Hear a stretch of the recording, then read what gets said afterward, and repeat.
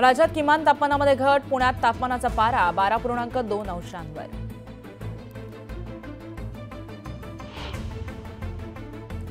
April ते September या 6 माहीमध्ये घरांच्या विक्रीत 3% घट, तर गेल्या वर्षीच्या तुलनेमध्ये उलाढाल 18% वाढली. सीबीएसईच्या 10वी आणि 12वीच्या परीक्षांच्या तारखा अखेर जाहीर. 15 फेब्रुवारीपासून परीक्षांना होणार सुरुवात. पश्चिम रेल्वेवर नवी एसी लोकल दाखल. आठवड्याभरात झाली टेस्टिंग. 10 पेक्षा अधिक सेवांमध्ये वाढ होणार असल्याचा प्रवाशांना दिलासा.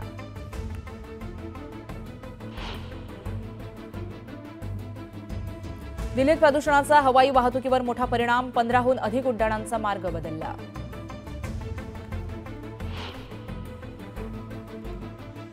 हिमाचलमध्ये महिलांना आवास योजनेचे मिळणार 4 लाख रुपये. हिमाचलचे मुख्यमंत्री सुखविंदर सिंग सुखू यांची मोठी घोषणा.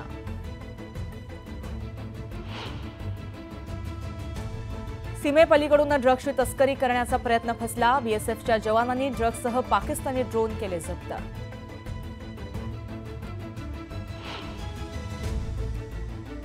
पंतप्रधान मोदी गयाना दौऱ्यावर. अनेक द्विपक्षीय बैठकांना राहणार उपस्थित.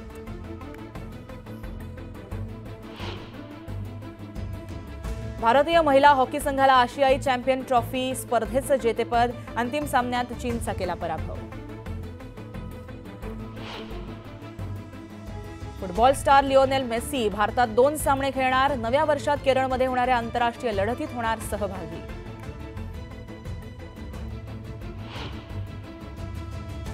एलॉन मस्क यांनी पुन्हा केलं चकित. स्टारशिप यानातून अवकाशात पाठवली केळी.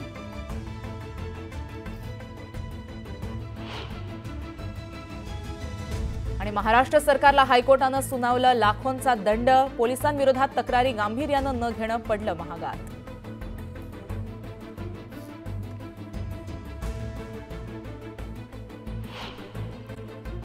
नमस्कार, मी गार्गी गोरेगावकर बुलेटिनमध्ये तुमचं स्वागत करते. एक मोठी बातमी आपण सुरुवातीलाच पाहतोय.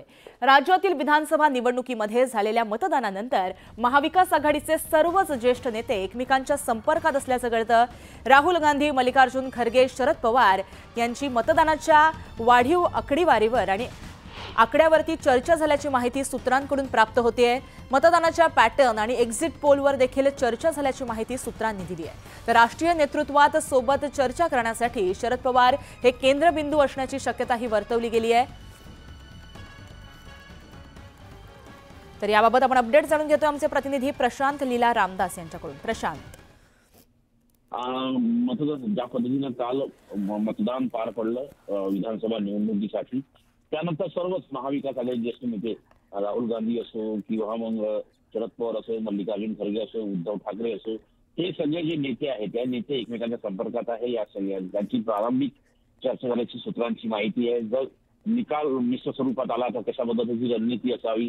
दरम्यानच्या काळात आपल्याला माहित असेल काँग्रेसच्या वतीने कर्नाटकचे उपमुख्यमंत्री DK शिवकुमार यांना जबाबदारी देण्यात आलेली आहे काँग्रेसच्या सर्व आमदारांना एकत्रित ठेवण्याची आणि त्यांना सगळ्यांच्या ज्या पद्धतीची रणनीती आखण्यात आहे काँग्रेसच्या वतीनं त्या रणनीतीचे प्रमुख ते असतील DK शिवकुमार. त्यानंतर सोबतच जर बघितलं ज्या पद्धतीनं राष्ट्रीय नेतृत्वाने आतापर्यंत जर बघितलं तर एक महत्वाचा म्हणजे जो मतदानाचा पॅटर्न होता आणि त्यानंतर आलेले एक्झिट पोल याच्या आधारावरती देखील चर्चा झाल्याची सूत्रांची माहिती आहे. हरियाणामध्ये ज्या पद्धतीनं बदल घडले होते ते देखील यावेळी चर्चा झाल्याची सूत्रांची माहिती आहे. आणि सोबतच ही जी सर्व चर्चा होणार आहे या चर्चेचा प्रमुख केंद्रबिंदू जे असणार आहे उद्धव ठाकरे असो किंवा मग राहुल गांधी असो किंवा मल्लिकार्जुन खरगे असो, या सगळ्यांना एकत्रितपणे चर्चा करण्याचे जे केंद्रबिंदू असणार आहे ते शरद पवार असणार आहे. त्यामुळे शरद पवार यांच्या खांद्यावरच राज्याची ही मोठी जबाबदारी असण्याची शक्यता आहे. नक्कीच याकडे लक्ष असेल. धन्यवाद तुम्ही दिलेल्या माहितीसाठी.